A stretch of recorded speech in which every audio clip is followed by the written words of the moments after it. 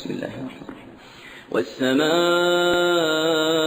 والطارق وما أدراك ما الطارق النجم الثاقب إن كل نفس لما عليها حافظ فلينظر الإنسان مما خلق من ماء دافق يخرج من بين الصلب والترائب إنه على رجعه لقادر يوم تبلى السرائر فما له من قوة ولا ناصر والسماء